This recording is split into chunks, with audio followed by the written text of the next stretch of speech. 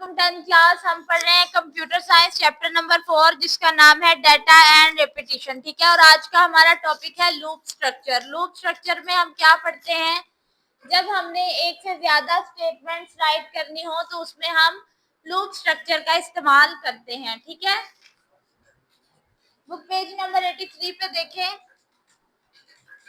इसकी एग्जांपल उन्होंने ऐसे दी हुई है कि 1000 टाइम आपने पाकिस्तान लिखना है तो आप इसको प्रिंट एफ पाकिस्तान फिर उसको स्कैन एफ में कन्वर्ट करने की बजाय आप क्या करेंगे, लूप स्ट्रक्चर का इस्तेमाल करेंगे। इसमें हम क्या करते हैं कि इस तरह के कोड इस्तेमाल किए जाते हैं, इस तरह की लैंग्वेज इस्तेमाल की जाती है जिसमें हमें ये हमारा एक तो टाइम भी बच जाता है और हमें इतनी ज्यादा मेहनत भी नहीं करनी पड़ती है। ठीक है, 9th क्लास क्या प्रॉब्लम है, मसला है कोई? हाँ उमर, बहुत हंसी आ रही है, तो अच्छे दांत ही नहीं अंदर जा रहे इसके तो।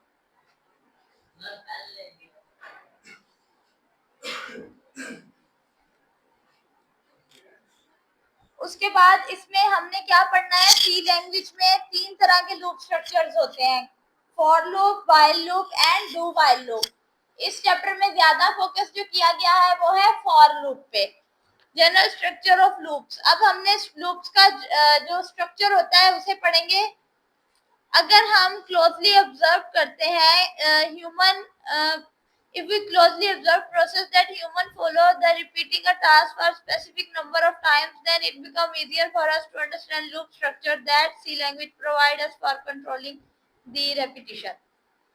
अगर हम ऑब्जर्व करते हैं कि एक ह्यूमन बीइंग है और वो प्रोग्राम रन कर रहा है जिसमें वो क्या कर रहा है कि एक ही टास्क को बार बार परफॉर्म कर रहा है, तो वो आहिस्ता आहिस्ता क्या होता है, आसान होता जाता है। ठीक है, मतलब एक ही टास्क है ना, वो बार बार एक दफा किया, 2 दफे, जैसे आपको कोई काम लिखने को देंगे, एक दफा लिखने में मुश्किल होगी, 2 दफा लिखने में मुश्किल होगी, 3 दफा लिखने में मुश्किल होगी, फिर क्या होगा, आपको आसान लगने लगेगा और आप उसे इजीली कम टाइम में, और पहले टाइम भी ज्यादा लग रहा था, अब टाइम भी कम कंज्यूम होगा। ठीक है, उसके बाद देखें इन्होंने ब्लू बॉक्स में इसको एक्सप्लेन किया हुआ है, इसकी एक एग्जांपल दी हुई है।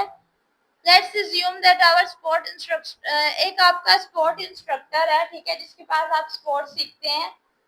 उसने आपको कहा है कि आपने ग्राउंड के ट्रैक के 10 चक्कर लगाने हैं। ठीक है, तो आप क्या करेंगे, एक चक्कर लगाएंगे, पहले तो आप 0 पे है ना। अब ये स्टेटमेंट रिपीट कैसे होगी, आप एक चक्कर लगाएंगे और उसको राइट कर लेंगे। ठीक है, फिर उस दूसरा चक्कर लगाएंगे और उसे वो 1 की जगह क्या हो जाएगा, 2 हो जाएगा, फिर तीसरा चक्कर लगाएंगे 3 हो जाएगा, इसी तरह रिपीट होता जाएगा और 10 तक आप इसे उसी तरह रिपीट करते रहेंगे जब तक 10 राउंड्स कंप्लीट नहीं होंगे। ठीक है, different programming languages follow similar philosophy in the loop structure for repeating a set of instructions. Different मुख्तलिफ प्रोग्रामिंग लैंग्वेजेस जो होती हैं उसमें मुख्तलिफ किस्म के लूप स्ट्रक्चर्स को इस्तेमाल किया जाता है। ठीक है, general syntax for loop, syntax क्या होता है कि जिसमें रूल्स और रेगुलेशंस होते हैं जिन्हें फॉलो करना पड़ता है। C programming language for loop have the following general syntax. इसका जनरल सिंटैक्स क्या है, मतलब एक रूल लिखा होता है ना, एक कोड लिखा होता है कि इसी तरह से आपने करना है, इसी को राइट करके आप जो है एक प्रोग्राम चला सकते हैं। तो इसका भी उन्होंने दिया हुआ है। सबसे पहले हम कौन सा लूप कर रहे हैं, फॉर, तो सबसे पहले हम फॉर लिखेंगे, उसके बाद हमने क्या करना है, इसको इनिशियलाइज करना है, वैल्यूज पुट कर देनी है, उसके बाद कंडीशन लगानी है और हमें आइडिया होगा ये इंक्रीमेंट है या डिक्रीमेंट है, और कोड उसके बाद मुसलसल रिपीट होता रहेगा। ये कोड लगाएंगे आप लूप स्ट्रक्चर में। ठीक है, वो प्रिंट एफ और स्कैन एफ की जगह आप ये कोड इस्तेमाल करेंगे जिससे आपके प्रोग्राम्स जो आपको बार बार रिपीट करने पड़ते हैं वो नहीं करने पड़ेंगे। समझ आई है? उसके बाद अब हमने क्या पढ़ना है, जब जरा रीड आउट करें हसीब। अब हमने कहाँ से पढ़ना है, क्या दोबारा पढ़े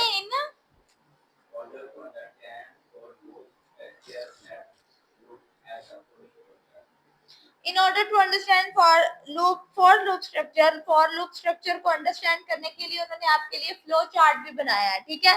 पहले हम जो है वो इसको स्टार्ट करेंगे, उसके बाद वैल्यूज पुट करेंगे। इनिशियलाइजेशन करना मतलब उसे वैल्यू दे देना, ठीक है। उसके बाद हम उसमें कंडीशन लगाएंगे। अब कंडीशन दो तरह की हो सकती है, कौन कौन सी? इंक्रीमेंट, ट्रू या फॉल्स, ठीक है।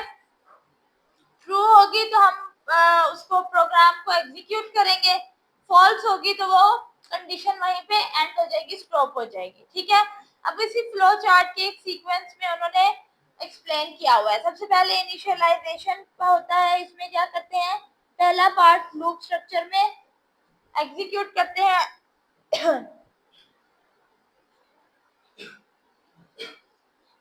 उसके बाद इनिशियलाइज करते हैं, मतलब जो वेरिएबल्स दिए होते हैं वो राइट करते हैं और इसको कंडीशन की तरफ ले जाते हैं। फिर कंडीशन चेक करते हैं, कंडीशंस दो ही हो सकती हैं, या फॉल्स है या ट्रू है, ठीक है। अगर तो ट्रू है तो बॉडी को जो है, बॉडी ऑफ लूप जो है उसे एग्जीक्यूट करेंगे, अगर फॉल्स है तो वो वहीं पे स्टॉप हो जाएगी। After executing the body of loop counter variable is increase और डिक्रीज, मतलब जब हम वैल्यू को जो है वो करेंगे, एग्जीक्यूट करेंगे बॉडी ऑफ लूप को, तो जो काउंटर वेरिएबल्स होंगे वो या तो बढ़ जाएंगे या फिर कम हो जाएंगे, ये उसके लॉजिक पर डिपेंड करता है। और देन हम स्टेप नंबर 2 पे चले जाएंगे।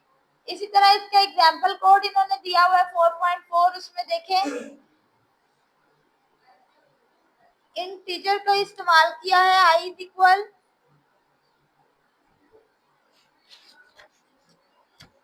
0 नहीं है, ये थीटा है,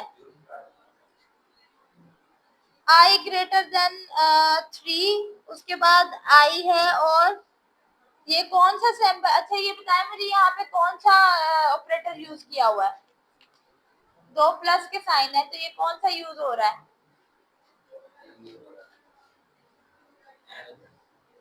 कौन सा ऑपरेटर यूज हो रहा है? And operator. अच्छा, उसके बाद हमने इसको प्रिंटफ में लिखना है, पाकिस्तान \n का इस्तेमाल करेंगे ताकि हम उसे नेक्स्ट लाइन पे शिफ्ट कर सकें। फिर उसके बाद वो किस तरह से कंटिन्यू रहेगा, ये उसकी डिस्क्रिप्शन में इन डिटेल उन्होंने बताया हुआ है, स्टेप 1, स्टेप 2, स्टेप 3, ठीक है। इसको आप स्टडी करेंगे और कल कर आएंगे।